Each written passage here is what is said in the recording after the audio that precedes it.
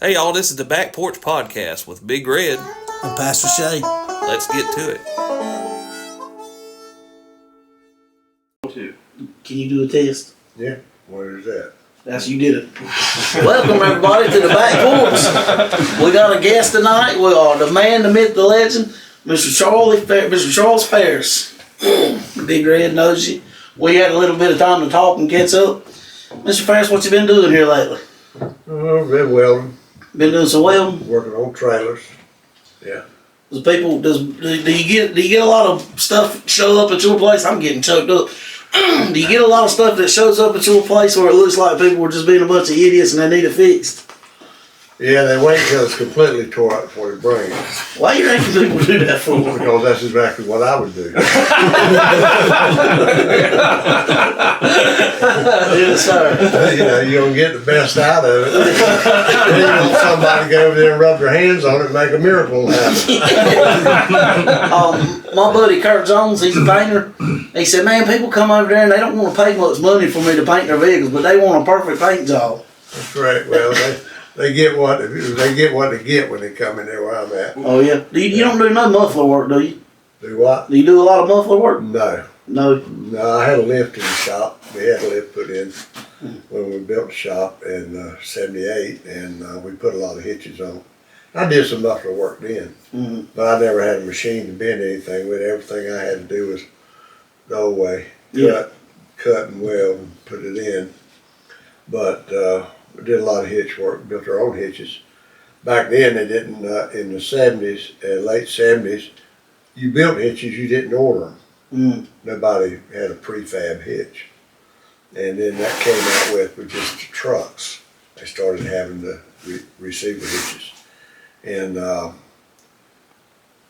don't know, we had a place in Arizona that we would buy from, and we could buy a complete hitch and have it here for $34. That's what it cost. We sold them, put on for $85. And we were putting them on for, back then was Kennedy Oldsmobile, you know, old ones that were, and we did some for Marine Chevrolet. But most everybody else was getting a whole lot more money than that for them. But we could buy them, we'd buy $1,000 at the time. Then your Ford and your Chevrolet, Ford and Dodge were the same chassis. Chevrolet was a 34-inch chassis, and Ford was 37, so was a Dodge. So you had to buy 2 hitches for 3 trucks, and the rest of them we built for the cars and everything else. We built. Do you do a lot of that now? No, I don't do it. I put some on because of my lifts out, and I just if I can get under there to get the bolts in it, I'll go ahead and put a factory hitch on it. But now your new cars and stuff, only certain ones are rated to pull anything with the way they're made, and you got no bumpers on them that'll withstand any tongue weight. So if you don't put on a factory hitch, voids the warranty. So they get you 2 ways.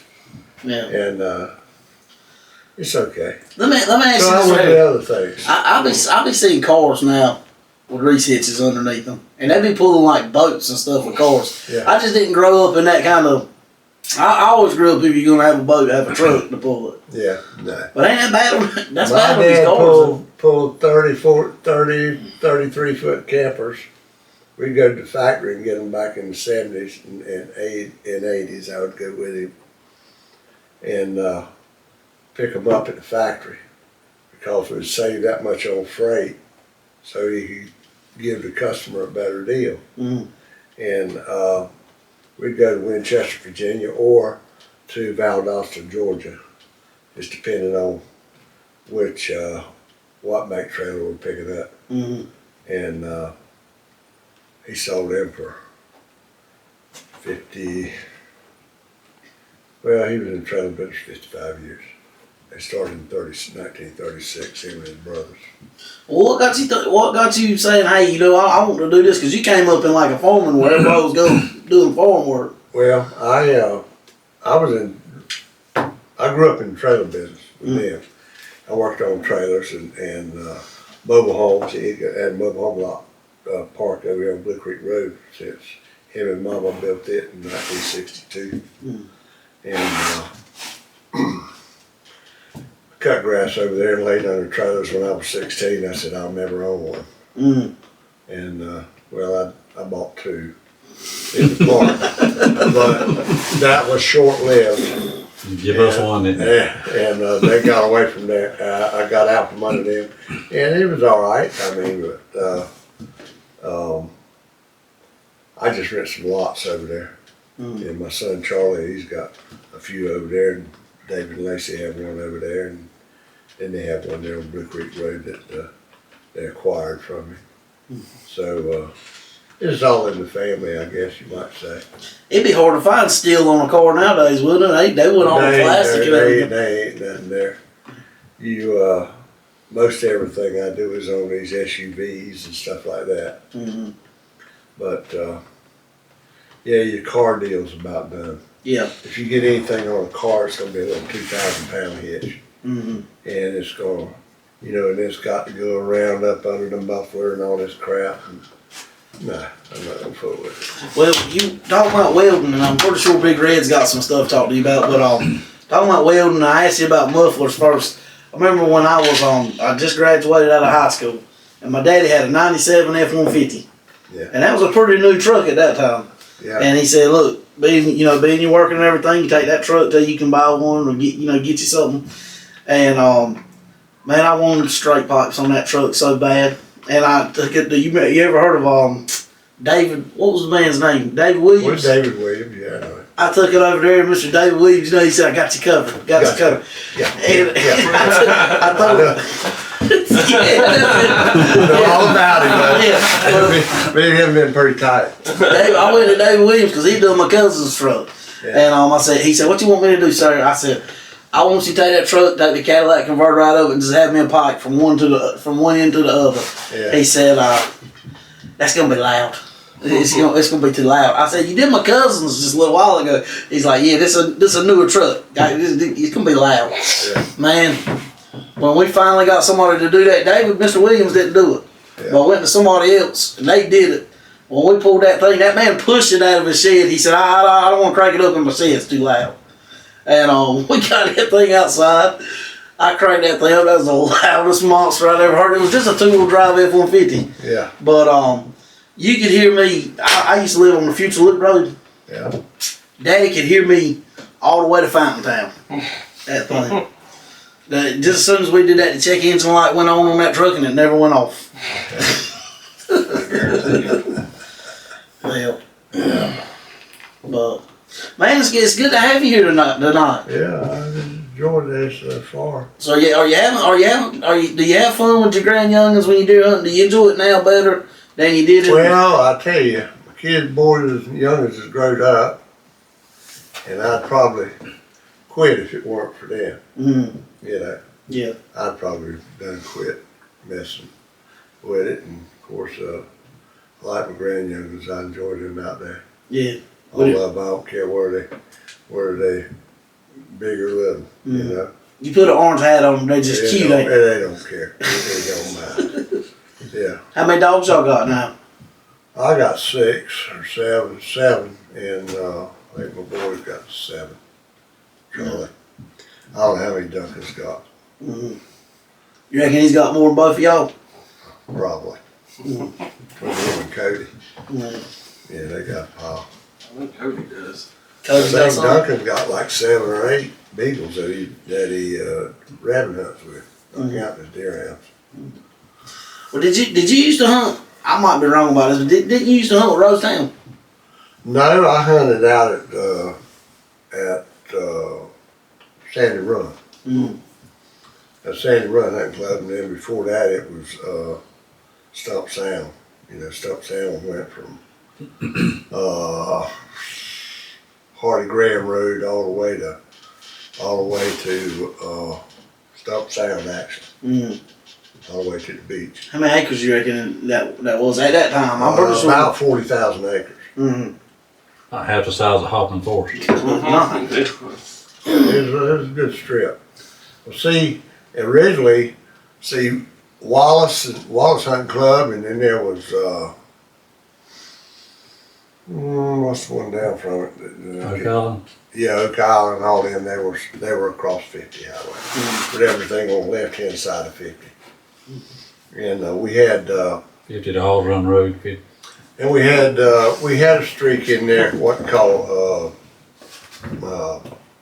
the bean pack side, which was across 50, and it carried in all the way back to Wallace and to Futch Woods down there next to Oak Island, and all the way up the back of Armar. You reckon? I didn't know it was like this until I started working in different states. It's pretty much North Carolina's the only place where you can run deer dogs. Certain parts of North Carolina. Yeah, and getting less and less. Well, the woods are going away. Well, it's gone away, and you got the Yankees moving in. Yeah. And that's just what it is. I don't know any other way to put it. They're trained some other place, and they think a dog running a deer is a terrible thing. And of course, dogs and cats have more rights than people anyway. Oh, we can get into that. We can talk about it. We'll do that, man. But anyway, no, I'm not going to sit in a tree. Now, I might sit on a bucket somewhere, but I'm sure I'll fall out of a tree. I was never much But still hunting anyway. no. If I wanted to go to sleep, I'd sit in the recliner in the house. Well, tell me this right here. This is what, when I first heard this argument, I was working doing power line work, and someone told me, they were like, that's inhumane. I was like, you still hunt, don't you? But I don't see no problem with either one. And they were like, yeah, I still hunt. I said, well, tell me what's more fair. I said, if you're a deer, and you're getting a fighting chance with them dogs behind you, if you can run fast enough, you might survive. Or you made the right Cross a turn. doe. Yeah. Cross it with a doe. or if you show up on a corn pile thinking everything's cool and you just feel like you're eating dinner and then bam, somebody eats it. I said, I think it's more fair and more humane to use dogs. Well, It gives them more of a chance. You let him cross that road and then hit it one time and see how good you are. And there's no guarantee you're standing going out to there hit with a it. corn cob in his mouth, you blow his brains out. Like I said, I don't have a disagreements with either one of the hunting, but I came from a dog hunting family. Well, Me too. And it burns me we've up. always had dogs, and that's what we got down here, idiots. And we got idiots making our rules for us and everything else. And the same way in Raleigh. Well, the same way with deer hunt, same way with fishing, same way with everything else. Regulation. Regulation after regulation after regulation. I don't know how people lived back there. How do you live? How did they build a house? They didn't have somebody come out and tell them where to move. You gotta tell the county, gotta tell the state, gotta tell. Yeah. Your plywood has to have the nail spacing 5 inches apart. What if I do it 6? Are you gonna fail? But then they started telling me, well, dog hunting's lazy, and that just shows somebody that somebody has never been dog hunting. They ain't never been dog hunting. Because there's more work in that than anything. Let me tell you about this. A boy at our church wanted to go with us. He still hunts. Well, anyway, I had a pacemaker put in. They wouldn't let me shoot my gun for 2 weeks. So he rode with me that Saturday. So anyhow, and he's a sharpshooter. He clicks them at 350 yards and the wind is this, and then puts them down. So he knows how to shoot.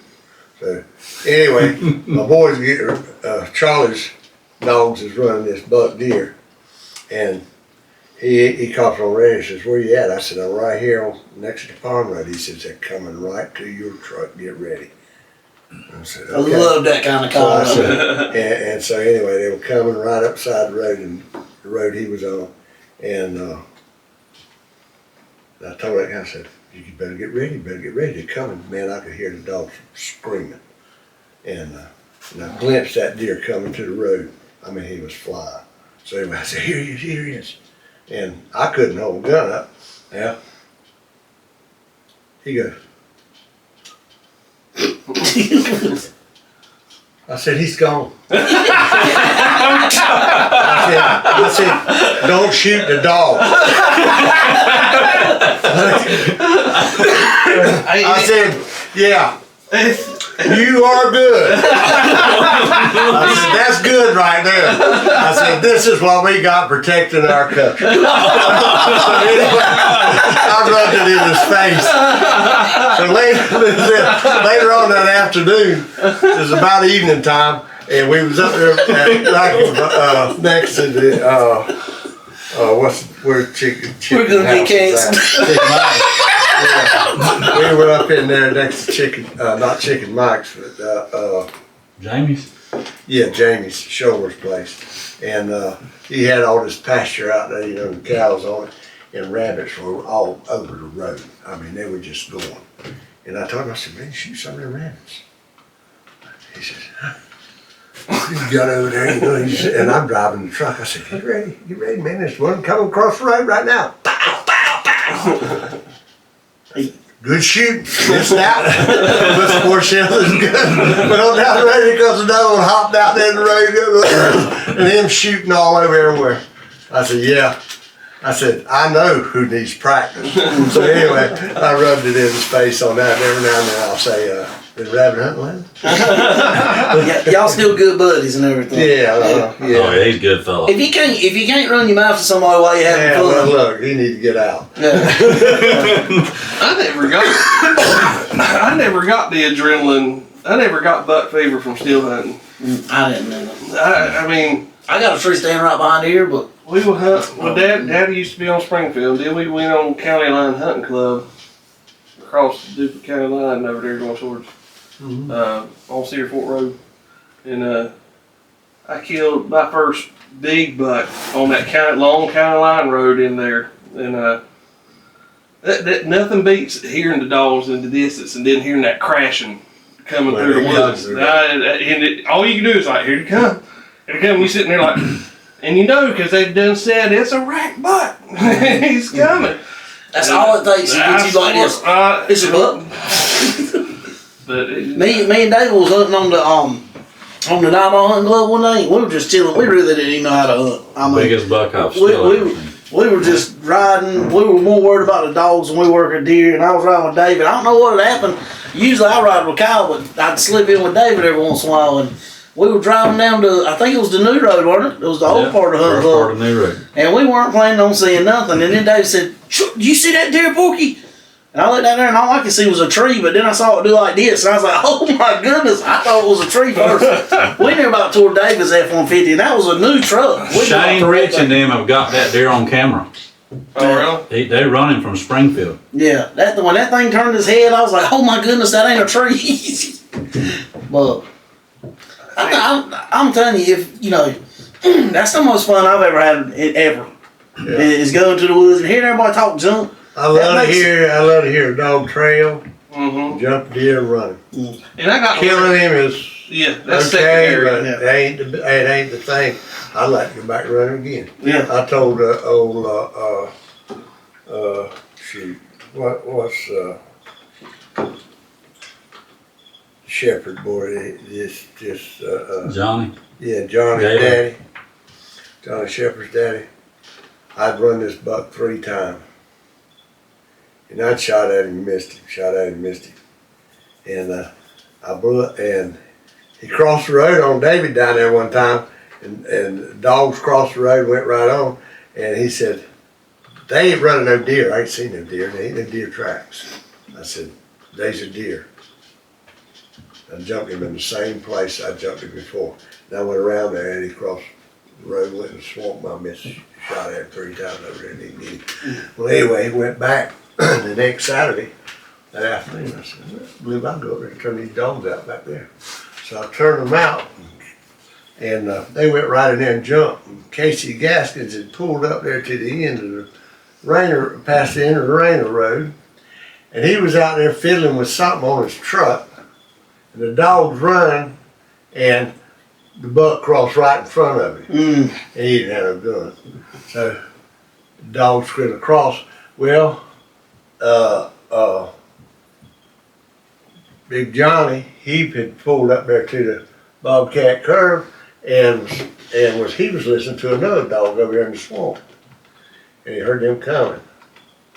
And that deer hit the road right there by him. Boop, boop. Put him to sleep. And I went around there. I said, Bud, I said, I won't get to run him no more. No, he's I out. said, that was done. So anyway, now as far as I know, that was the last buck Johnny ever killed. Do you remember, like, when I first got into it, I know you remember when I first got into it, if your dogs ran a fox or a coyote or something like that, people would be mad as fire.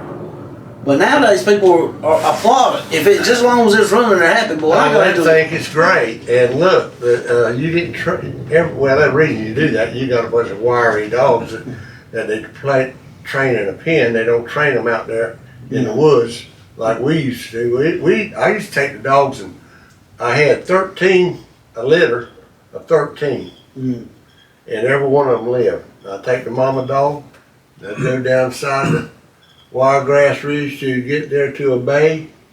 See her start doing this here, getting this.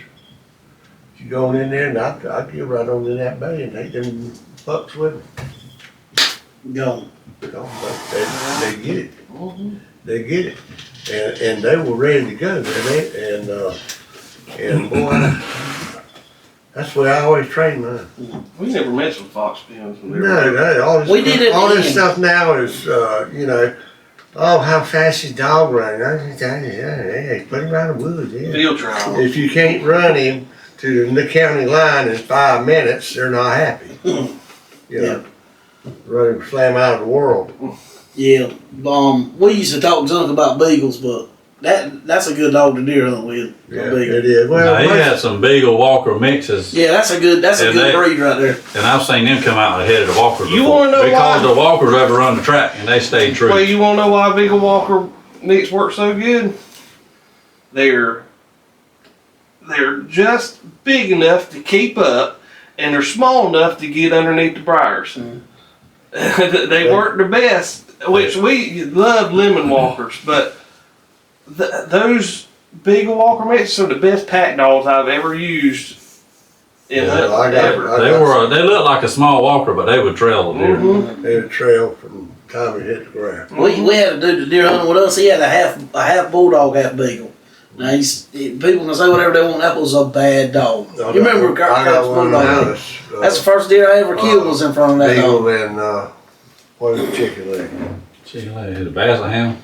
Basset Hound. Oh, I used to have a basset hound. You remember Yeah, that basset Basset hound? Hound and Beagle. I've And Buddy got a has video of some, him. with has trailed his life away.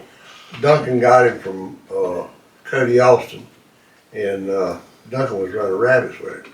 When they was hunting up there, over there where they, on some new ground up there on the club, and he jumped three different times he was running a deer. So Duncan said, and I had some couple beagles, you know, and he said, here, take this dog. So I took that dog, and turned him out right there, and he started opening, trailed many a one. And we always He got still lucky. trails, but his hips is wore out. I carried him up there to the vet, and he gave him some shots, gave him some pills for him to take, and he's done better. But I can't run him but one time a week. A good deer dog will make a tightwad spend money. Yeah.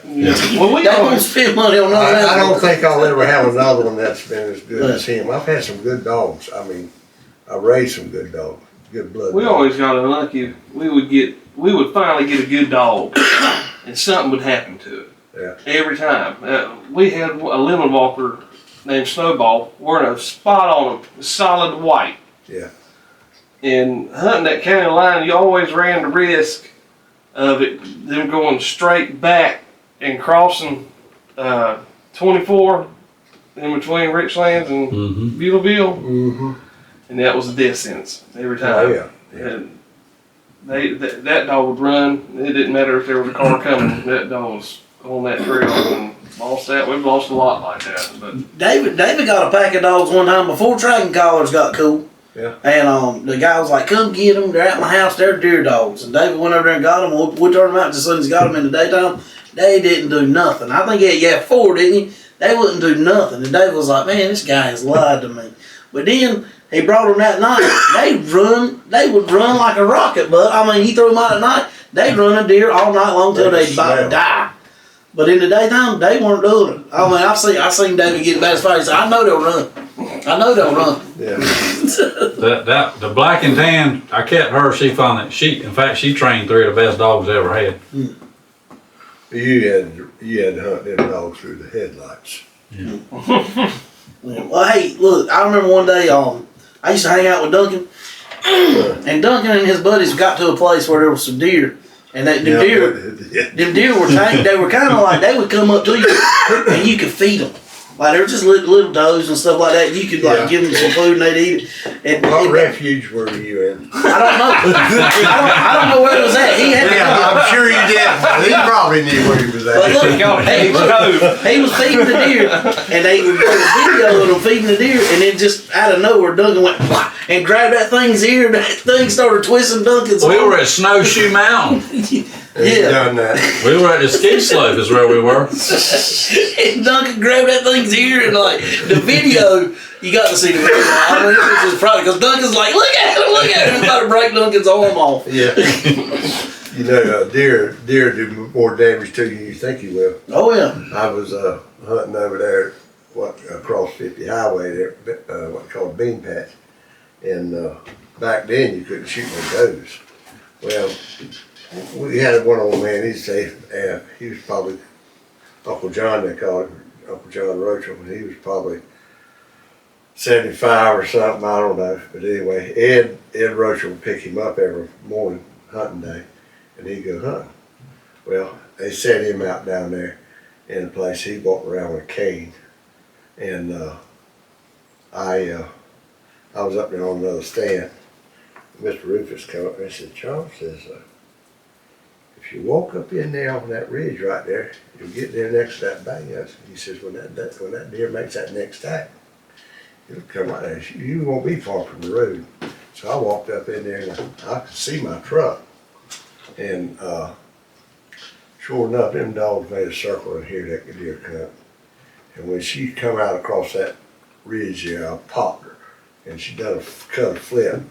Well, I didn't want to shoot no more because the president of the club was hunting the other side of the road. And so anyway, I went over there and I jumped on top of the deer, and I was holding her down, and Ed Rochelle pulled up out there on the road, and he was looking for me. And I said, "Ed, bring me my knife." He says, "What is it?" I said, "Big old doe." He said, "Brrr," and he took off. And I was sitting there, I said, "Now how am I going?" And that thing was kicking and beating me to death. And I finally said, "Go."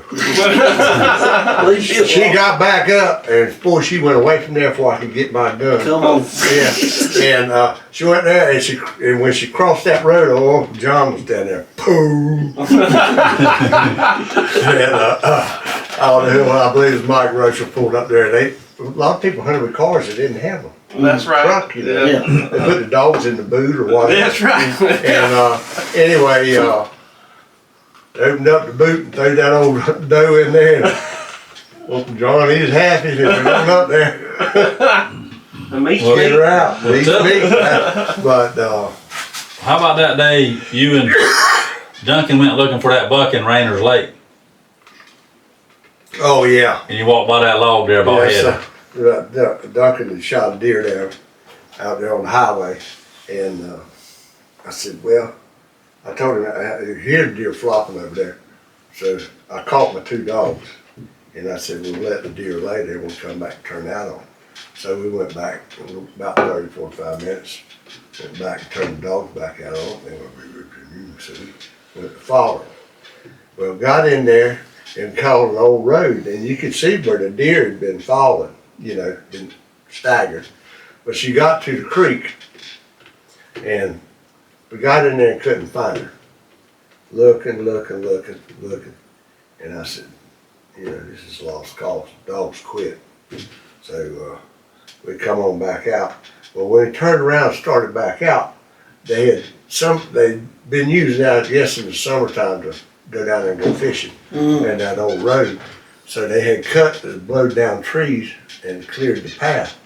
Well, Duncan went ahead of me, and whenever he was walking, I just looked at the end of that tree trunk right there, and there was a water moccasin about that daggone big around piled up there like this. And we done walked by him. See, hadn't seen him. And he was right there. That's how high it was, so Duncan. Well, up, standing up? He was on the blow down log. Holy smokes. Blowed down long Yeah. like that. He was sitting there like this. So anyway, Duncan was ahead of me. I grabbed him by the shirt and I throwed him back. He said, "What is it?" I said, "Look right there." Turned white as a sheet. Old snake does this number all out there in pieces. So anyway, here he goes high stepping, buddy. He's getting away from there. I said, "Hey, calm down, calm down." I said, "You're going the wrong way." He said, "I'm getting out of here any way I can." I said, "Well, that's the wrong way." I said, "You follow this way right here where we come in." And I said, "That's the open place. You're going to hit some thick up there." I said, "You don't want none of that." So anyway, got him on his course, and I was walking behind him, and they had taken it like one of the weed eater blades and cut the brush off, you know, the reeds and stuff. Well, anyway, he was going through there, boy, he was getting it. Well, one of them reeds went up his britches leg. Let me tell you something, bud. He jumped high as that window. He went high as that window right there. And I guarantee you, 2 hours later, he was just as white as that cup. He was white as a sheet. Scared him to death. He said, "I will never, no, never. I will never go back in there. I will not do that again." I said, "Well, things happen, you know." But hey, have you seen that video? I'm pretty sure somebody showed you that these people are on a golf course. They don't know much about live animals and stuff like that. And there's this alligator in the pond, and this guy pulls up with his golf clothes on and everything. He says, "I know how to do this. I've watched it on TV." And he throws his jacket on top of the alligator, and then he jumps on top of it. Have you seen this video? I may have. That thing, you've seen it, ain't you, John Moore? Where the alligator near about kills him. I don't know what he was thinking about the jacket part. That just made the alligator mad. He was gonna calm him down. Yeah. But man, he jumps on that he thing. He thought about that a second time after it's too and late. you can hear the people that's recording it. They're like, "Oh my Lord!" Like, and they don't quit recording. They just keep recording. They don't try to go help them. Yeah. I don't like them snakes or gators. I'm not a snake person. I don't like any of them. What about when your daddy go catch them sea turtles? Yeah, back there when he had the place down there between the bridges, back when he had it 50s, 53, they come from Raleigh down here and opened up the sales lot there. They were selling a lot of trailers down this way. They had somebody down here that was what they call bird dogging for them, and because the base had opened up, all that, and they were buying a lot of mobile homes. Well, a mobile home back then was 33 foot. That's the biggest thing going. And so anyway, he had an old Army Jeep. He was in the Army, but he had a little Army Jeep, and they had it down there at the place. Well, every June, they got this idea that they'd take Carney and some of them other boys, they'd all go down there on Topsail in June and the full moon, and then catch them a sea turtle, a big one. I mean a big one, like 300, 400 pounds. They'd let her lay her eggs, and then they would put her in the back of the Jeep, and they'd put her upside down because she would be docile. Then they'd bring her back to the place and put her in the well house at the place. Had the pump house right beside the 17 highway before you got to the bridge there. And they kept her in there, and they'd go over there to the fish market and get them some fish and stuff and feed the old turtle. And the newspaper, it was a drawing card. People come to see the turtle, you know. So they people come down there and be looking at trailers, boats, whatever you had out there, and they'd had that turtle out there. And they got a picture in the newspaper with my older brother right standing on the turtle's back, and the turtle was walking. He got cleared underneath it like that. So, and of course, he wasn't big as a minute either, you know. But still, that's a big deal. But that was a big thing. So everybody was, people come around there and want to see that sea turtle. They'd get her out there a couple of times a day, if it come around. So that was a good thing. And then whenever they got done with the turtle, they put her back in the Jeep, carried her back down there where they called her at, put her back in the ocean. She went on about her way. Yeah. Nowadays they serve time. Oh yeah, you'd be put in jail for that. Yeah. A turtle. There's more turtles now than there's ever been. Yeah. Because back then everybody ate them. Yeah. We caught one we went on right away in Plymouth. You ever been to Plymouth? It's past Little Washington. Yeah. We were working on a right away in there, and we had to use Marsh Masters to get in there. And every time we go in there, we'd see this gigantic. I mean, at the time, I'd never seen a turtle as big as this thing. Every time we go through that one spot, that turtle would raise up. I'd be like, my goodness. And I had some wild people working with us. Yeah. And one day they were like, look, when we get done working today, we're gonna catch that turtle. He said, I'm gonna bring it home and clean it. He was gonna feed it like soybeans or something to clean it out, and then he was gonna eat it. And man, we got in that marsh. That marsh is like up to here, and I mean snakes and everything around there. And I came up to the turtle first. I don't know how, because it weren't my idea. I didn't want to mess with it. Yeah. But I got to the turtle first, and they were like, grab it. And I grabbed that thing by the tail, and there was no holding that thing. It was in its element, man. It would lock them four legs in, and it would just go in that mud, and you'd just be going with it. I was like, somebody's going to help me with this thing. He got 4-wheel drive, I don't. Yeah. Were you in like brackets or something? It was a right away, transmission right away, and it was just swamp. Probably. Fresh water? Just Was swamp. it a snapping turtle? Buddy, all I know is a great Probably. That. Probably was, because them other ones, they don't have no claws. They just got Right. flat fins. Well, them alligator snapping turtles can get. Oh, This thing yeah. is- listen, I'm not joking. I'm not even playing. This ain't a big fish story. That turtle, I know. I believe you. His shell was this big. Well, they get better. And I had its tail. I got one there go crossing 258. He come across and come up there toward the driveway, and I'm sitting there. I was looking at him walking up. He's walking up the road there from the house and the shop. Yeah. You can see all the way underneath. And I said, man, that's a whopper right there. Have you ever ate turtle? Huh? Have you? Yeah, I ate sea turtle before. Is it good? Yeah, it was good. But it's been a long time because, they've been protected. You can explain it like, I mean, is it like chicken? Well, they say there's 7 different kinds of meat in a sea turtle. Mhm. But what we ate was in a soup, a stew. And How would you cook that? they went on the dock, my uncle's daddy and them. He cut that sea turtle up, and he brought it in there, and his wife boiled it up, made the soup. And I mean, that's what they ate. Potatoes in it? Yeah, whatever it is. Yeah, It'd be just like vegetable beef soup. It's turtle soup. yeah, just Kind of try. makes me want fish stew, to be honest with you. These kids. It's not the same deal. It's about the same Yeah. stuff.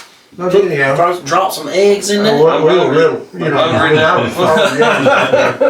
And but it was. But I can remember this right now. Them sitting out there on that dock cutting that turtle up. But yeah, that's the way to live. I remember the first time I ate rabbit.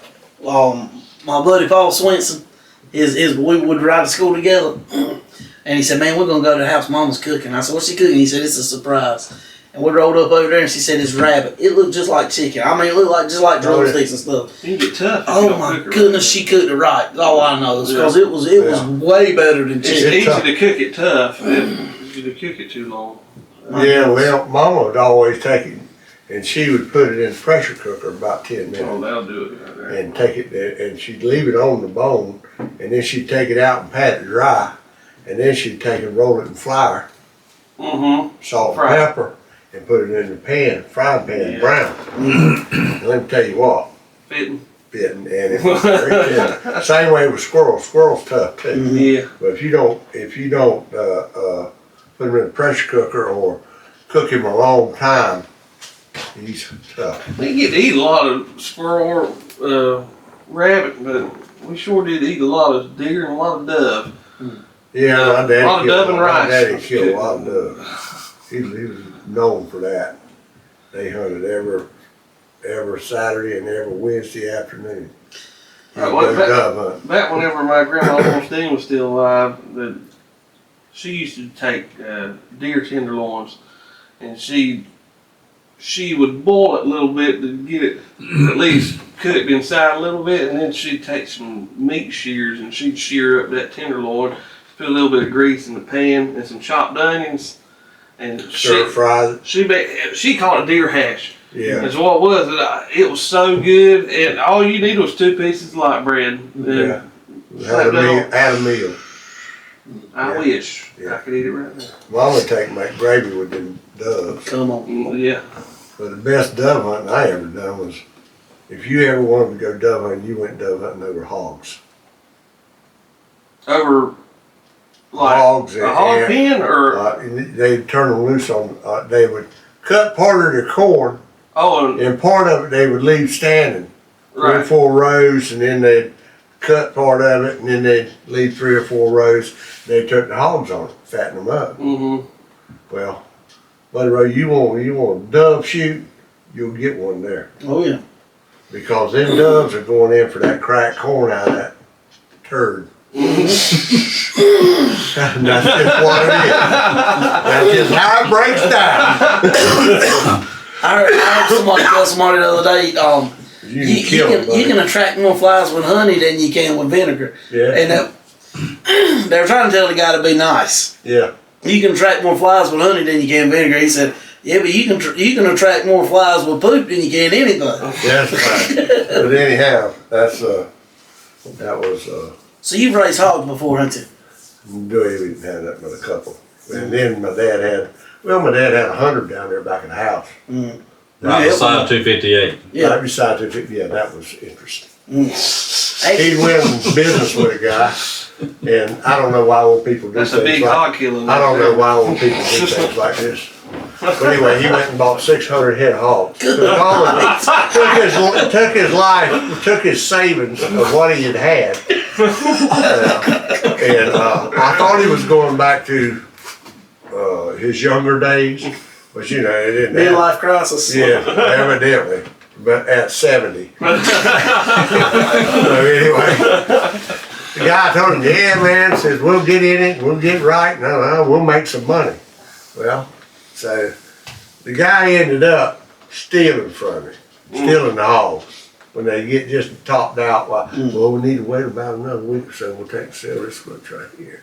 Well, next thing you know, 7 or 8 of them gone. Daddy goes, what happened to these hogs here? We fixing to sell. I don't know why him from the guy.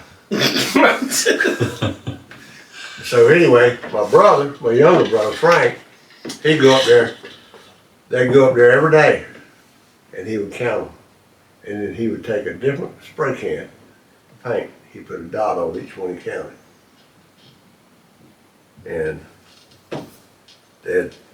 he told Dad, says, got some hogs missing.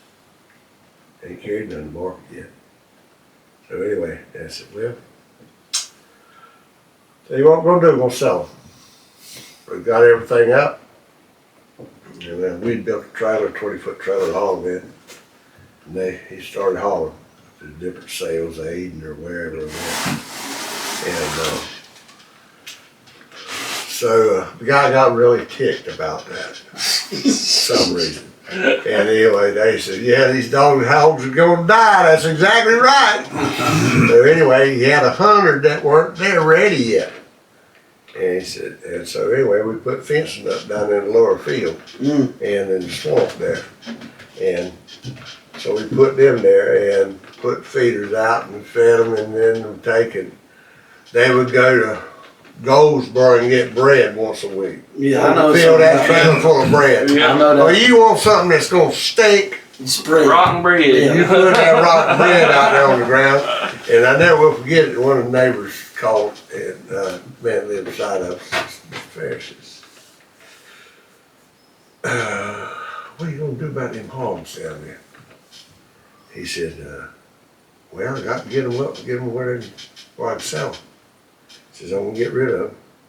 He says, I sure hope that's quick, cause we can't hardly get our breath over here now. So anyway, he said, well, just bear with me a little bit longer. So anyhow, one morning, all the dogs was down there in the pen, hunting dogs, and boy, they were cutting it loose. They were raising cane just like they had one jump. I said, And I was listening, I said, that dog there's looking at something, I can tell. So anyway, I got up, it was still dark. I got up there walked through the woods, back in the shop, and got up there almost to Mom and Daddy's house, and I seen something going by up there next to the house. Where was that? Where was that? I said, oh. So I eased on up there. Front yard was full of hogs. I'm talking about the front yard was full of hogs. All the way to the highway. Now, if you can figure this at 5:30, 6 o'clock in the morning, when traffic is flying and Oh my goodness. the hogs is standing on the shoulder. So anyway, I didn't have no cell phone or nothing. So I was beating on the windows as I went down the house. And I went down in front of the neighbor's yard, and I went out in the highway and got in the middle lane. And I started up the road, back to them hogs, got up there in front of them. And one old big sow, about 400 and some pounds, I mean, she was a hoss. I went to slapping and hollering, the car going by, and boy, she squalled and she turned, and when she went, every one of them went with her. Just like in the Bible. right back to the creek. At 10, I think we got the last hog up about 11 o'clock that morning. And I went to Dad, I said, we need to talk. I said, I don't care what you and Frank's got going on, but I cannot take this. I said, you are going to lose everything you've ever worked for that you thought you had, you don't have, materially, over that.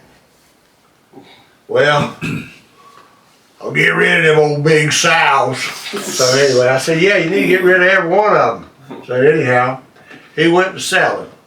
And they went to hauling them big ones off. And anyway, that slowed things down, but they would still get out. And they'd be out there in the yard around my house rooting up everything there was. And my wife would be out there beating them with a broom. It was something.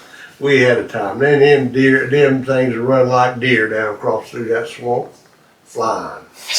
And up and down the creek, we had them from Blue Creek Road all the way up past Green Crest. Good night. All strung out everywhere. We had a time. And let me tell you, there was one that was left in the pen. He didn't have no sense, because he was the only one that didn't get out.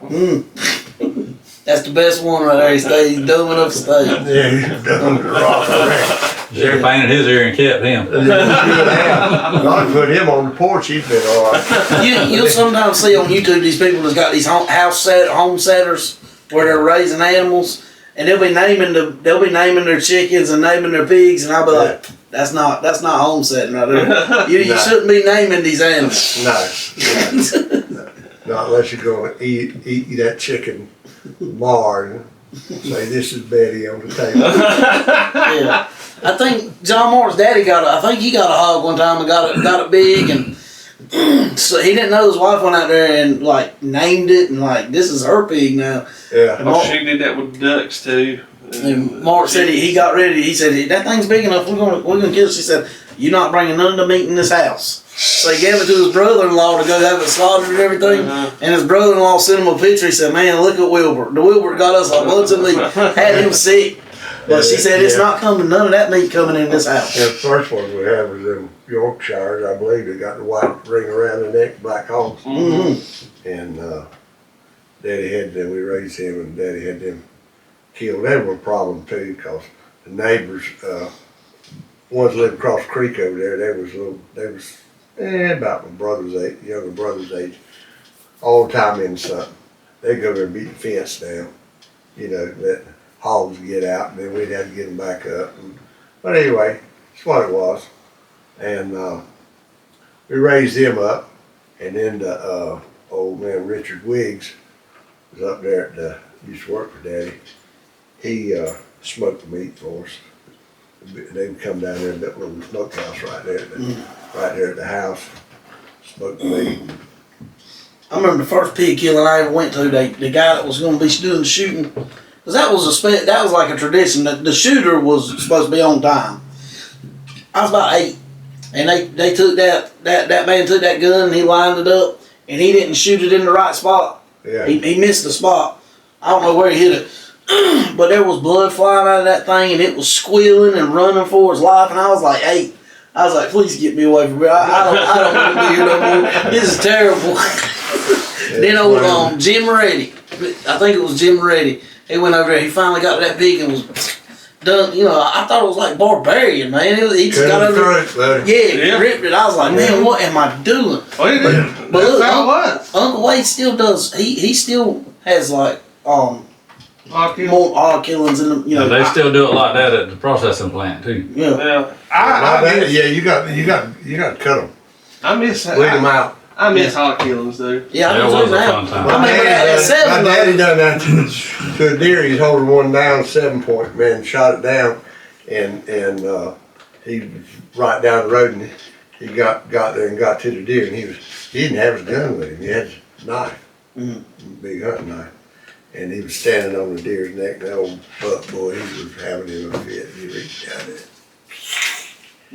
cut that throat. Boy, that man got mad.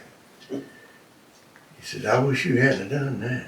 He said, why? He said, I'm going to mount that. He says, it's a 7-point. You ain't going to mount that. He says, be the best meat you ever eat. And boy, it was, because he bled out. Yeah. I've always heard. Bled out. And it was good meat. I ain't never seen the difference, but people says doe meat's better than buck. Well, If a buck's in rut, there's a difference. it's stronger, a lot stronger. And of course, he's been active all night. Mm-hmm. And he's if you kill him pretty quick, you know, they say you kill one in 20 minutes. On average, if you're going to kill that buck, you're going to kill him within 20 minutes of his jump. After that, he's outsmarting somebody, including us, you know. Because they got 7 senses and they're using every one of them. And they know where all the does are too. And they'll run them right off they're on going the right there, and next thing you know, everything's busted up. You may get one dog on the deer, he'll go there and he'll backtrack, and next thing you know, the dog's just fouled all over. And at that point, you might as well just go find you somewhere to park your truck. 'Cause you'd have a better chance of seeing that buck cross back about 6 hours later. Just sitting there watching down the road, watching him. Yeah, he's going back where he come from. He'll find Mr. his way Ferris, back. how do you like the GPS system that people's got now? I didn't have that when I started. We had the We big didn't deal. have nothing. But now that they got it, it makes deer hunting a whole lot better. Well, it makes it. Yeah, it saves a dog's lives. And it's And you know, you got a lot more control over you. And I've seen a bunch of deer found with it, where the dog stops. You couldn't attract no blood before, you can go to where that dog stopped. A lot of times you'll find that deer. Yeah, I mean, it's got a lot of pros to it, but I think in some instances you become so attached to it that you forget to hunt. Yeah. See, and I like to listen. You know, we didn't even have radios whenever we hunted. You listened. Right. You listened. You got in the car, you got in your truck, you drove around over here. You scattered out whenever the hunt started. You learned the woods as you were hunting. Well, you had to. Yeah. You had to learn the woods. They sound like they're about a little ways back that way. That's the Merle Brown Road. You know, you learn where you're hunting at. It sounded like they're going back that way. So And you listen. somebody would go around there and they pick up a couple stands over there. And you listen to the older folks. Yeah, well, they knew. Yeah. And them old guys out there that we hunted with out there, of course, they knew every nook and cranny. And they tell you, so Charles, just take your dog, go right up that far lane there, and you'll hit a wiregrass ridge. You go right over next to that bank. Send them right in there. You remember Clayton Cruz? Send them, buddy. Stop on the Merle Brown Road by the Gatorade bottle in the ditch. I'm like, I ain't seen no Gatorade bottle. You're driving too fast. But Grandpa, we were hunting over there on Garner Horn stuff over there one day, and he'd known that area his whole entire life. He told everybody before they turned the dogs loose, he's like, that deer's gonna cross that bush hog street right back there. No one was gonna pay any mind to it. And he said, all right. He just went over there and sat. He just sat there for about an hour and just waited for the dogs to come back around. And that's a massive 8-pointer sitting on Dad's wall over there. Is that Jane killed. Yeah, we got it. But the older crowd, they knew where the deer was going. Well, We've been doing it for so long. From what I gathered, now we had a wildlife when the wildlife first came out, the blue box that you'd have to. Oh yeah. Yeah. Well, I didn't have it. Yeah. Well, I never had none of that. we didn't have that when we started, but when that one came out, I just now got these other collar things, and I'm not very electronically inclined. minded. You'll pull up and he'll say, I don't know what I done to fix this. I don't know. I pushed a button and China came in. But I know when we were hunting, we would probably have like 3 or 4 good hunts. They talk like now with them GPS systems, you can have about 7 or 8 good hunts. Well, yeah, you got it's like Anthony Paget. When the dogs hit the road and they run a little down, boop, boop, boop, boop, boop, boop, boop. Yep. Go there and pick them up. Break them off. Break them off, just like that, and they're ready to go again. Yeah. And beforehand, you're out there running them down, ranting and raving. Yes. That's Giving, my kind of hunt. they all had the same name, you know, whenever they crossed the road. Come here, Joe. Yeah, that's what they call it. I had one that if you seen the deer cross, you'd had to go hide behind a tree. And as soon as you see him come past that tree, you jump on him. Yeah.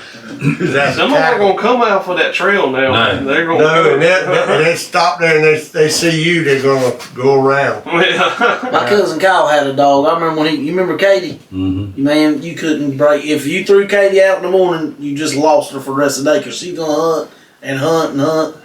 Well, yeah, that's aggravating when they don't know when to quit. Like, especially, have you ever been, you like coon hunting? No, I love coon hunting. I've been some. I'll kill some coons. And I'll be coon. I tell you what made coon hunting so hard was after the hurricanes of the 90s. Bertha and Fran. Bertha and Fran ruined coon hunting. In back swamp anyhow. It's been on and on and on. Seems It's like just every gotten time worse. Things get a little better, and then next thing you know, you got a bunch of mess. But we tried. I loved it. We tried coon hunting after Fran. We Yeah. tried it. We went behind my house in back swamp on Cedar Fork Road over there, and we got in there, and I don't even know how the dogs got in there to get to that coon, but they had one tree, and we had to go through back swamp. Like after Fran, everything was a pond. Behind the Yeah. Springfield Church. Everything was a pond, and I was at that deep in waders going find that coon. That was one of the last times I did it. I was like, I ain't doing this all the time. Him and his brother Frank would have took advantage because they used to go frog gigging on surfboards. Oh, man. I was frog gigging at one time. There's a pond right here in front of my house. There's some frogs in there in the summer. Yeah. I We used to eating love frog. frog gig, and we go all around different ponds, different people. Let's go in and gig them, and we used to go up the river. We used to put in over there at Lauderdale. Had a little old boat called a swamp reefer. And anyway, we had 3 or 4 of us. We'd go up there and drink a few beers, and we gig some frogs. Man, we gig them. And snakes, good gosh, if you didn't like snakes, you didn't need to be involved in it. Mm-hmm. And we went over there where they dug the pits for the overpass for the base. It's in there back of Hunter's Creek. Mm-hmm. Webb Apartments back in there. And they had groomed it down with the bulldozers, graded the banks off and everything. We went in there that night and did another boy. And man, all we could hear is boom, boom. And boy, I said, this is going to be good. Looking for that white belly. So anyway, this is going to be good. So we got in there and we had to walk this thing down the bank. We had to tote the boat with the battery, and we had no light. So everything we didn't know what we was stepping on or stepping around. But anyway, we got down there. Weren't too concerned to start with. But when we got the boat in the water, all that changed. Because they were everywhere. And we had one that stayed with us all night, followed that boat. And I'd slap him with that paddle. He'd sit there and do this number in the water. Well, after a while, here he'd come again. And, but the frogs were not on the bank because they get eaten. Mm-hmm. They were on the moss and the pads out Logs and stuff. out there in the water. And the algae, they would be sitting up on that algae. You ever tried to get one like that? Out in the water? Well, We couldn't get one. I said, man, this is making me mad. So I told the boy, and I was doing the paddling, and I said, look, I said, you gotta do better than this. I said, we ain't even got a frog here, you know. And he said, well, I don't know what to do. I said, well, let me have that gig. I said, matter of fact, I shined the light over there. I said, look, there's one right there, bigger. He's sitting right there on that clump of stuff in the water. I said, aim just about 3 inches in front of his nose. I said, and when you throw that gig, you throw it. And boy, he got him. got it. I said, oh yeah, we come out there with about 15 or 20 whoppers, you know, biggest. And we didn't just eat the legs. I skinned them all the way down and cut the backs out of them because they had 2 streaks of meat right down the back. Just like a deer back straps. Yeah, yeah. I don't think White meat. I never ate the back straps in a Yeah, there ain't nothing wrong with it. I've ate the frog But I'll legs. tell you what, you think you had them killed and they'd be alive the next morning. Yeah, ain't that They something? won't die. I had a swing set, old metal swing set out there in the backyard. Pow! I cut legs. I said, man, I can't even think about this mess. Yeah. That's fun though, gigging. I ain't never threw the gig. We've always gotten close enough where you can Well, tap. you get close enough to them, but you couldn't aim like that was his head right there. Had to lead him. You had to lead him because he was gonna sail, Yeah. and you had to drive it. You know, you had to drive that thing because you had nothing solid under him. Well, We gigged a pile of them down there, My and when we come out, I told Bobby, I said, he's a veterinarian over town, Bobby Sheeguy. I don't know where you know him or not. Yeah. Well, anyway, he looks after pooches. And he said, I said, Bobby, I said, that truck's way up the hill there. And you know we can't see nothing in these bulldozer tracks. I said, I hope all them snakes is out there. He said, I wish you'd shut up. I said, let me tell you what we're gonna do. I said, you get to the front of the boat, and when you get to the back of tailgate of that truck, you jump up in it. And when I get to the tailgate of that truck, I'm going in it. And I'll crawl through the boat and I'm gonna open my door and I'm gonna get in from the bed. I said, I ain't putting my feet back on this ground. I said, I ain't coming back. I ain't never been back there. them old slithers. Yeah. Yeah. Anyway, there was one frog over there. It was on the bank, and I was up there in the front, and I was gonna gig, and I said, shine that light at him and cut it off. It was just about how far we were up there. And I said, man, what's wrong with that frog? He was doing this with his front legs. I said, the thing's waving at me. And anyway, got a little closer. I said, shine that light again. Shine that light, and it was right there at him. Oh, no. Old Moccasin had him by the back. Oh my And he God. had his front legs up in the air, and he had him half-eaten in his mouth. I said, no, we're going to go somewhere else. I said, it's about time to get away from him. We were members of Presbyterian Church, one over Jacksonville town, and that was a U.S. church, which was a Southern Presbyterian church. It was, at its time, it was very conservative. And Dad told him, he says, if you join the Northern Church, which was a liberal Presbyterian church, the USA church, he said, you join that, I'm gone. So that happened in probably about 1980. Mm-hmm. The Southern and the Northern church joined. He said, you're gonna lose your property, you're gonna lose this, and you're gonna be controlled by liberals. Well, things progressed that way, so they left. And then we became, thought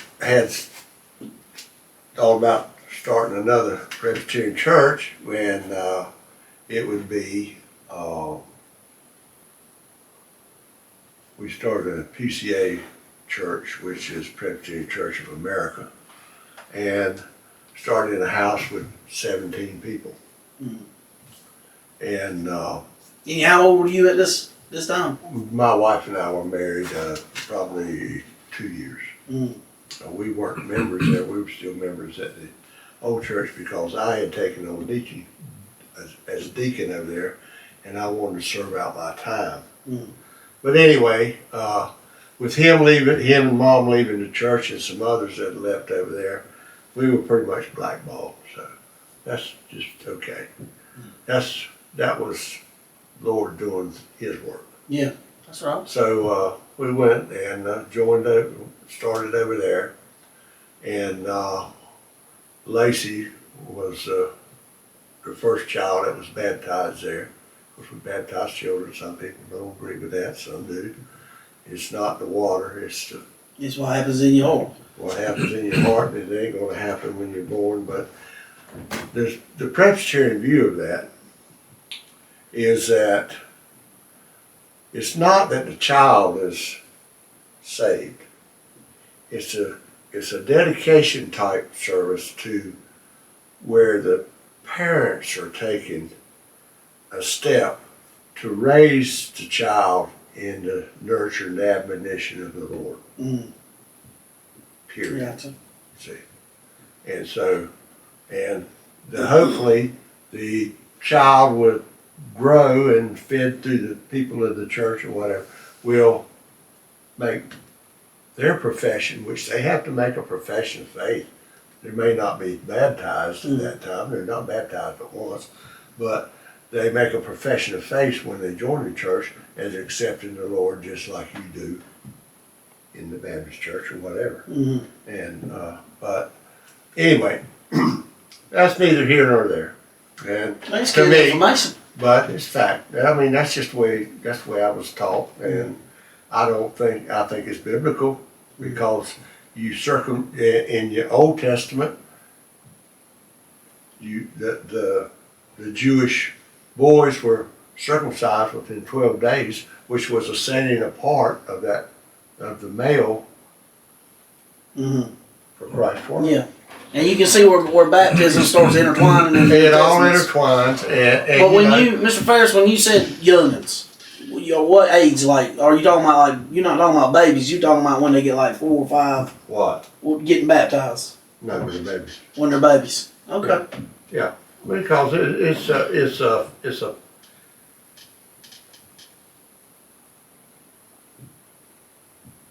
it's cohesion of the family. It should be. Yeah. And the parents are raised, make vows just like you do when you're getting married to your wife, to before the Lord, before the church, to do these things and to teach and to go forth with that. So anyway, back to where we were at. So there was 3 people that started that went to the bank and said, look, we need $100,000. This is what it's going to cost us. And so they were not, what do you have when you have a business and you Incorporated. incorporate? We weren't incorporated Mm-hmm. because their name was on the note. Mm-hmm. They were responsible. So they didn't incorporate.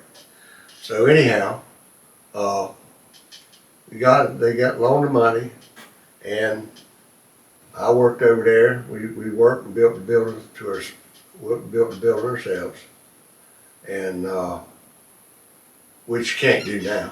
Mm. You know. Yeah, we've already talked about that. Yeah. There's too many And things. our pastor, which was he was out of Newbern. He's retired.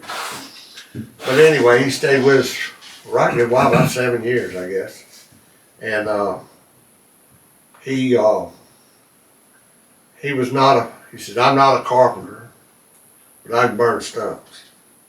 So anyway, we had a stump pile, a big stump pile, had several of them, and he would start on Saturday morning. See that little smoke there? Now, that man could build a fire. Didn't matter if it rained 3 inches the night before. it would be burning by daylight, about a little after daylight. I'm telling you, he would cook it. Mm. And he never used. I said, "I'll get the tractor and you won't push some of this stuff." Oh no, I don't need to do that. You got to tighten this fire up. So you can't do that with the tractor. Yeah. So he had an old pry pole, and he'd work that stump. He'd work them stumps around, get them up there like he wanted them, and they'd burn like fire.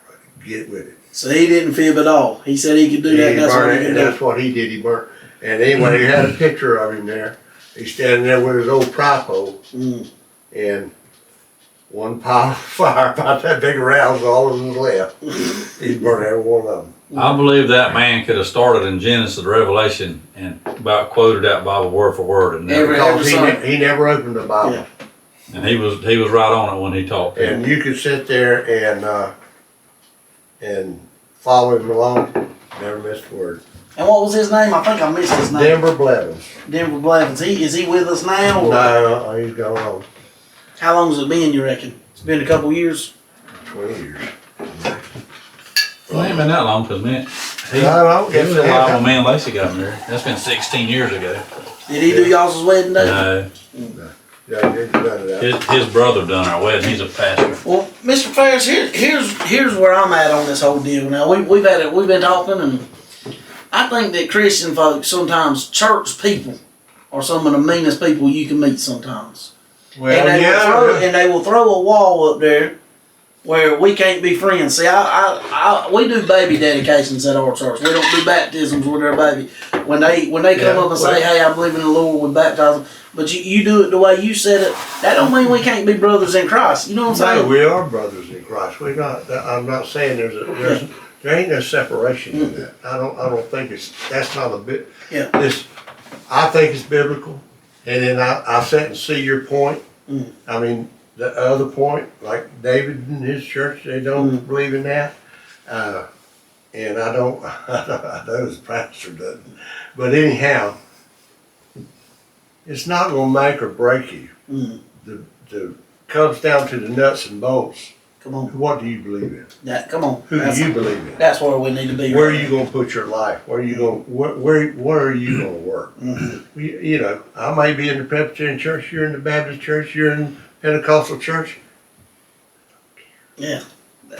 I like this dude, David. Yeah. I'm glad It he's doesn't bother me. come on. That's what I was wanting to get out of it right Well, there. a couple podcasts ago, you said, "Hey, just believe in Jesus," and that's Yeah.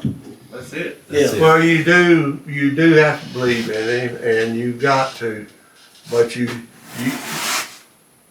it ain't lip service. That's right. That's it. If you believe in him, Something's gonna then change. tell me something that's different. Mhm.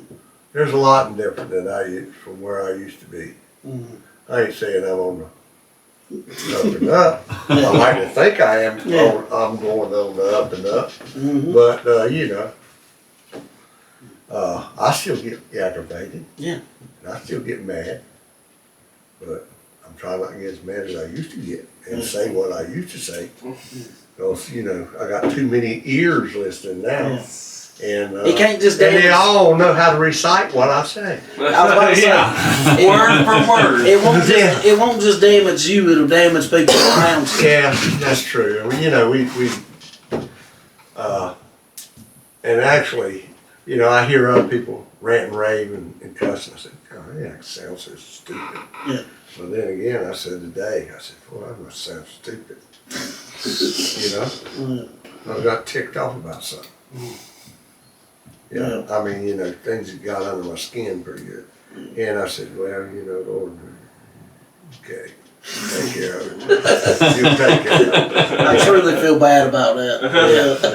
Yeah. So do you remember when you gave your life to the Lord, or when you received the Lord as your personal Savior? Well, I did do that as a younger age, Mm. but then, you know, got older and this and that and the other went on. And the real crux of my salvation came with me and my wife. Mm. We were running a little bit, we were going here, going there, doing whatever young people do. And I told, she wanted, said, let's go so-and-so, let's go. And I said, I really don't want to go there. And we always went to church, me and her, we didn't. But there come a time in our lives, I said, this ain't working. She said, what do you mean? I said, what we're doing ain't working, honey. Mm. I said, I think we need to take a hard look at where we're at.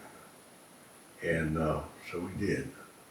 And we became very involved and in a lot of the ministry stuff, and I became a deacon into the where we were going at, and in 92, 94, I was a deacon from 85 to 94. That's a tough Yeah. job. And then I took on the eldership, and that was some of the toughest that I had ever been. Yeah. It's tough because you dealt with a lot of things as far as people, situations, and you know, I'm sitting there thinking to myself, here I am, sorry as I am, and I'm telling them what they need to do. Mm. Amen. Come on, what in the world's wrong with me? Yeah. You know. Yeah. And I said, I'm no two shoes, you know. And but I think that the thing is that as we grow older, and the Bible says you get more wisdom and you grow wiser. Mm-hmm. And I look back over some things that I really didn't do too good. Yeah. You know. And I think that a lot of times we depend on self instead of just depending on Him. That's a good word. That's a word. And you know, that's kind of that's where we're at. Mm. And you know, that's where you're at in your whole life. If if you give your life to Him, you're going to have all these things. And you're going to say, "Oh man, that's the time. I don't know what I'm going to do." But don't worry about it. He's going to take care of it. Mm-hmm. That's what He's there for. Yeah. He's the man. Yeah. You know, and I tell people, you know, I say, I don't know where I'll live to see tomorrow or not, but hey, I'm okay. And Cy Robertson says it's just a change of address. That's right. Yeah. Pat Robertson. Cy Robertson. Cy Robertson. Uncle Cy. Uncle Cy. Yeah, he just changed the address. Well, I'm not gonna get those postcards up here, don't I? Well, Oh, man. if you don't mind, can we jump into the Bible? I got some scripture that I preached out of 2 Sundays ago. That's usually how we do this. You know, after the sermon, we like to, you know, dig back into it a little bit and be the book of Luke. We appreciate everything you've said. I mean, this has been a great episode. Have you ever heard about Zacchaeus? I know you have. Zacharias. Zacchaeus. He was a wee little man. Zacchaeus. Yeah. Yeah. Um, The tax collector. yes, sir. That's the passage that we're going to be in. Yeah, well, he climbed up a sycamore tree. Yeah. Knocked all the bark off on the way down. Yep. That's why there's slick bark right now. And I wanted to look You know into that? it for a minute. I didn't. Well, you do now. I just told you. That's I wanted to look into this for a minute because I think sometimes people get really, they read it a little bit too fast. And the idea of a tax collector, them were some hated people back in them days. And today too, I told you so. They don't like to see him coming at the tax. Now, they usually call my daughter and say, guess who's here? Well, a tax collector back in them days would have been a Jew. And that was somebody that Rome would have picked out of the Jewish people and said, hey, you're good with numbers, come work for us. Because they couldn't track down every Pharisee that was a Jew or every Rainer. And they needed somebody on the inside that could let people know how much property they own, how many donkeys they own, how much fishing they do. And they would get a Jew, and that Jew would say, yeah, I can do it. And that's a traitor. That's a traitor. And he would give everybody's information to Rome, and then Rome would pay this guy. And the more people that he would give information to, the more money he'd make. Right. And at this time, the tax collectors were the most wealthiest people on there, and so they're hated. And the reason I want to read this right here. Talking about tax collectors or politicians? We can get into that. We've probably already been canceled twice. But I know I told you chapter 19, but right over here in chapter 18. This is a story that Jesus tells, and this just lets us know how these people felt about tax collectors. In chapter 18, verses 10, 2 men went up into the temple to pray, and one was a Pharisee and the other was a publican. Verse 11 says, the Pharisee stood and prayed thus with himself, God, I thank thee that I am not as other men, extortioners, unjust, adulterers, or even as this publican. He's talking about a tax collector who was there worshiping with him. Mine says tax collector. Yeah, tax collector, yeah. And so that was his prayer. Lord, thank you that you ain't made me like these people. And the tax collector was over there praying another prayer. It says that the tax collector was saying, standing there far off, and would not lift his head so much up with his eyes into the heaven, but smote into his breast, saying, God, be merciful to me, a sinner. Now, Mr. Ferris, whose prayer do you think was making it to the Lord? No, it was definitely the tax collector. It was the tax collector. Because the other guy was pious. Yeah. He was stuck on himself. Yeah. I'm good. That's right. And Very good. This just shows you how bad they did not like the tax collectors in them days. This is the kind of prayers they say, thank you, Lord, that you ain't made me a crook like that guy right there. Yeah. All right, so now getting into this story. That's what I say. Getting into this with Zechariah, it says in chapter 19, verse 1, and Jesus entered and passed through Jericho, and behold, there was a man named Zacchaeus, which was a chief among the publicans, and he was rich. So it tells us three things about him right now. Zacchaeus, he's not only a publican, he's not only a tax collector, but he's a good one. It says he's a chief. It says he's made so much money off the Jews, he's rich. And he sought to see Jesus, who he was, and could not see for the press because he was of little stature. Now, this is a picture of a tax collector that has heard it his whole life. You're a scoundrel, we can't stand you, we don't like you. And he's heard of this man named Jesus. And now he sees him coming, and he knows that's who I need to go to get to be right. To be right with the Lord. What do you think about that, Mr. Ferris? Well, what do you think made him want to climb the tree? Well, there's a big crowd there. He's small. He's of small stature. He couldn't see the Lord, and he took it upon himself. That's a physical way to look at it. Yeah. But he would not have climbed that tree if the Spirit of God hadn't moved him. Yeah. Period. And you're not going to change your heart, and you're not going to change his heart, and I sure ain't going to change his. Yeah. Because it takes the Spirit of God to do that. Yeah. And it takes the Spirit of God to make you want that move. Yeah. Absolutely. See, that lets you know that, number one, you're not in control of your destiny. You depend upon Him and Him alone. Amen. Well, verse 3 starts off, says he sought to see Jesus. That shows you there's something going on in his heart. There's something going on. stirring him. Yeah. Right. Yeah. And he's a small guy, and there's a crowd. There's something in his heart stirring him. He wants to see the Lord. And it says in verse 4, and he ran before. And have you ever seen a short person run, Mr. Ferris? Yeah. Let me tell you who he was.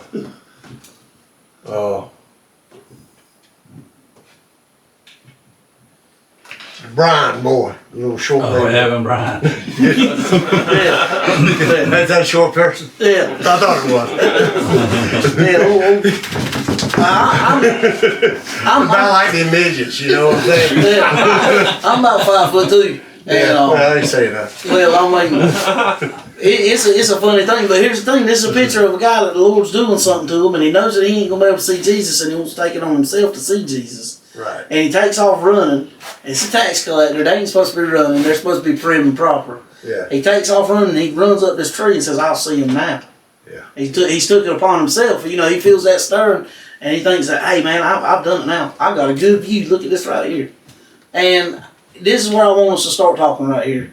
Is sometimes what we think is best is not always best, because in the next verse, Jesus is about to walk up under that tree and he say, "You think you got a good view up there? Come down. I want to go home with you." Now, which one's the better of sitting up on a tree or going home with Jesus? So, Well, first of all, Jesus had not met this man, mm-hmm, but he calls him by name. yeah, Red letters, Zacchaeus, yeah, come down immediately. yeah, I must go stay at your house yeah. today. Mr. Ferris, what would that do to you? If Jesus, if this was you, I'm telling my wife ain't home. It ain't gonna be much to eat. I need to get someone to clean up. But it kind of looks like the Tom Moore, you know. We would be looking for an excuse. Yeah, that's what I'm thinking. Yeah, we would look for an excuse. Mm-hmm. Yeah. And knowing that we're the temples of the Lord now, and knowing that His Spirit is indwelled in us, and we go to home sometimes and we act like nobody's there with us. Yeah. We just watch whatever we want to watch, do whatever we want to do. We're But full of excuses. Yeah. For sure. I mean, as humans, we think we're hidden from everything whenever we get to the house and Mm-hmm. it's open rain and everything, but you ain't hiding nothing. Mm-hmm. No, there's no hiding. That's right. But Well, he knows the heart, and he knows, he knows the heart, and he knows what you're going to do before you ever get to. absolutely, and you Says so.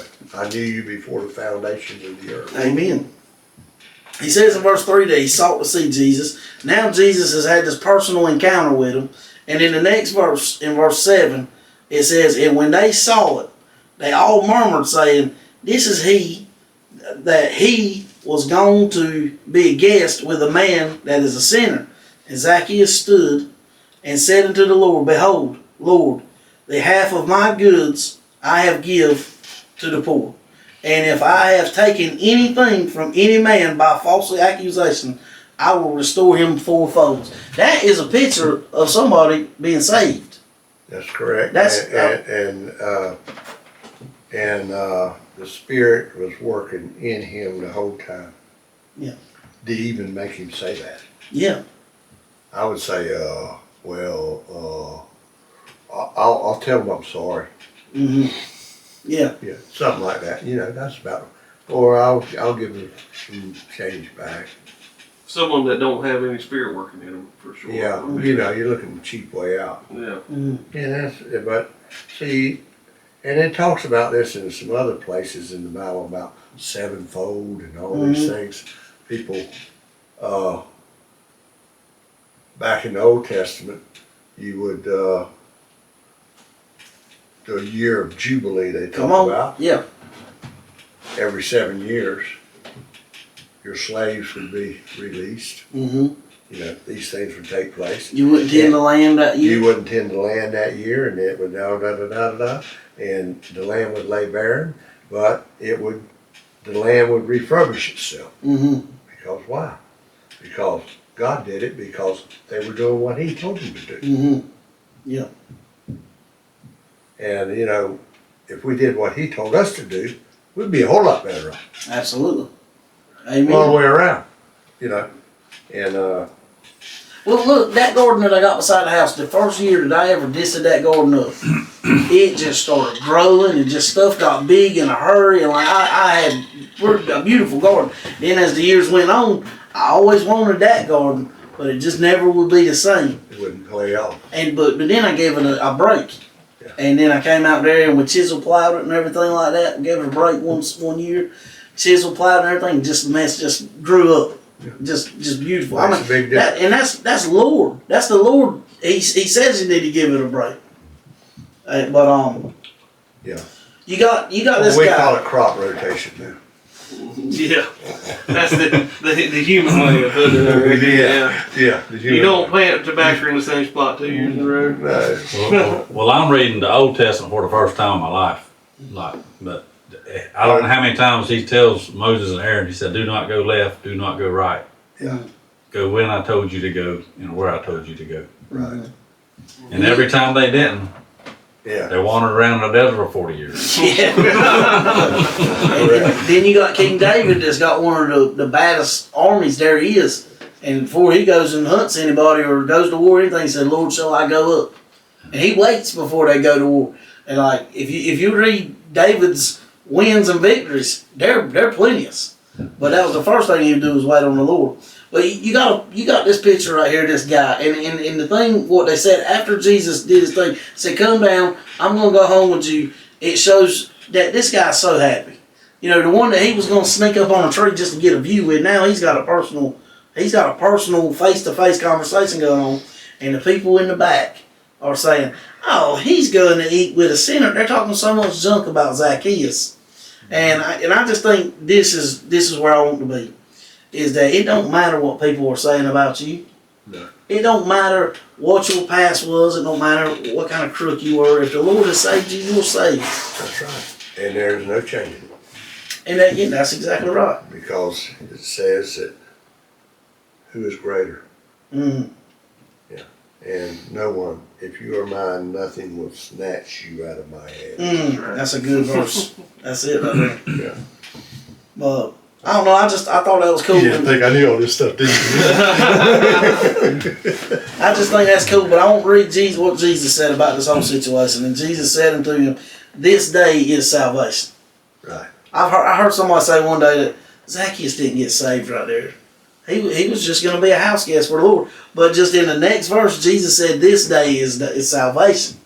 So To this house, not just to him, yeah, but come on. to his family. This day is salvation come to this house, for so much as he also is a son of Abraham.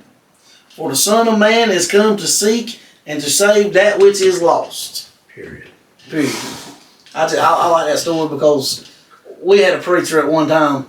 Every time that preacher would preach about Zacchaeus, they would look right over there at me because I'm a small guy. Yeah. And be like, "I'm preaching about Zacchaeus, shake wind." And, I'll be sitting over there, giggling and smiling. But I like to see this right here, this kind of stuff right here, because this is a picture of a guy that everyone say can't get right. This guy can never come to know the Lord. But with Christ, all things is possible. But you got anything, Big Red? Well, it's just I know. like one thief on the cross and the other one on the cross. Today. Today. Today in Say paradise. nothing, yeah. Today. Mm-hmm. And the other one. Well, they did a thing about Ted Bundy a little while ago, and this got me thinking about Ted Bundy. I know you remember him. Yeah. And he was a murderer and a killer and this, that, and the other. And they said, the Lord ain't going to save him. He gave the testimony before they killed him and he had received the Lord. If he had really received the Lord, I believe he's in heaven.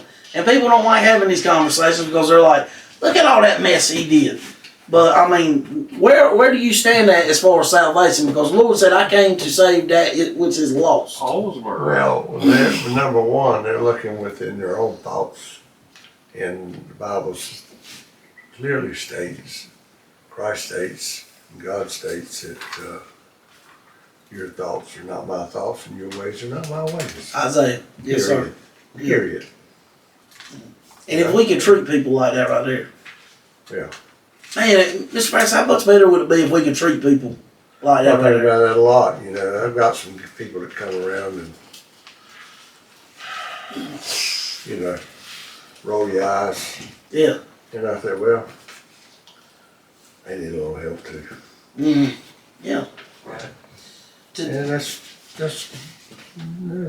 what it's at. It's not about and our world today is all on the dollar bill, and I'm not on that. And I really never have been. I mean, I'm gonna be 71 here in May, and quote should be, or supposedly, I'm not retired. I work every day, and that's what I want to do, and that's what I do, and my wife has finally come to that realization that it ain't gonna happen. You gonna be going till it's over. I'm gonna go. She said he's gonna fall over in that shop. That's where he wants to be. I want to try to help somebody. Yeah. God gave me a gift. Yeah. You know, Amen. and so just because you turn 65, you stop. Mm. Stop with your gift. Mm. Yeah. That's the truth. I'm not an elder in the church anymore. They say I'm an elder, but I mean, I help where I can, but I'm not physically or mentally where I need to be to do that because of COVID and heart problems and one thing and another. But I think I do what I can do. Amen. And, it's okay. There's plenty to do without being something. Yeah. Because you're all something. And if you listen and do what it says do, you say, well, I've had my bridges burnt a lot by members. Mm. I mean, I should have some scars on my back, but Well, let's just clear it's this up. just the way it is. But then you look back and you say, well, I can understand why they felt that way. Mm. So you need to get over it. Yeah. You need to get over it. Because you're not gonna hold, how do you hold hardness in your heart to a brother? Yeah. No. Gotta let it ride. That's right. And, I ain't saying you right can't or be wrong or mad. whatever. And so are you gonna talk about it or are you gonna be an encouragement to the person? You were explaining church. That's how church should be. Yeah. That's how it should be. That's and, how. if you got something to say, go ahead and say it and be done with it. Remember what I told you when we were coming over here tonight? I said, Mr. Charles he's the salt of the earth. Yeah. And that's the way I feel. I've seen him be just as humble to people that were, trying to take advantage of him. And Yeah. Well, I tell my kids, you listen to your papi. He's a wise man. Yeah. sometimes. Well, I was gonna say Not this. deer hunting, no. I was Tell gonna, you, I overlooked that a little bit. I was gonna say this. We kind of get salty sometimes because we expect everybody at church to be Christian. It's just not gonna be that way. Well, Everybody's coming for different reasons, and some people that walks in there might not have received Jesus yet. But that's a task for us. Love on them, show them Christ. Yeah. That's where the church is supposed to be. Instead of, I know because I've done it before. We just sit there sometimes and get on a judgmental seat. And I'm like, well, I know that guy right there. I remember He ain't worth him. 5%. I don't get excited about I this say guy. the He same won't- thing about some of them drive up there in the yard. Oh gosh, not again. Well, Yeah. Well, Mr. Ferris, have you enjoyed it? Have you enjoyed being here with us? Yeah. Well, we appreciate you coming. You got anything, Mr. Big Red? Yeah, I've had a good time. Had a good time. You like playing music or anything? No, not anymore. No, nor did you ever play an instrument? Yeah, I did. What did you? I played the guitar and banjo. Uh-oh. I used to play with my boss out there at Country Club when I worked out there at the golf course. Mm. Started there in 74. Mm. Worked up to 79.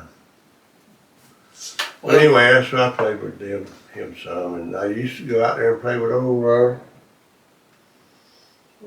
Lordy, Rayford Paget. Oh yeah, Yeah, he used to go out to his house, so. yeah. Little Rayford. But, is he living? Rayford, I think so. Yeah. I don't know. I don't ever see him no more. See, he yeah. used to come around the shop so whenever he was. I ain't heard from him in a long time. Well, looking I think, about it, I think so. I hadn't seen him in a long time. That's why I was wondering. His shop's like Floyd's Barber Shop Mhm. and Andy Griffith. okay. Yes, I've got some talent that comes down there. Mhm. Yes, sir. and they're salty. I might have given one. Phil told me, Phil told me, yeah, I like to come out there. You got some old salts out there, buddy. I said, yeah, there's old salts, all right. Oh, Lordy, there's something else. No. Well, I appreciate David getting us hooked up with you. And I appreciate you coming. We'd love for you to come back. Well, we'll see what we can do about that. I don't know how many more stories I can tell you about. But, I'm sure we ain't maybe scratched the won't cover no surface. ground twice. I mean, we ain't scratched the surface. Well, brother, look, we like to pray out. Can you pray for us? Yeah, sure. Gracious Heavenly Father, thank you, Lord, for the time this evening together. Thank you for all the laughter and the fun we've had together. And we thank you for the opening of your word. And let us take it to heart. Ask you'll keep us safe on our way home and bless us tomorrow. We pray in thy name. Amen. Amen. That's all.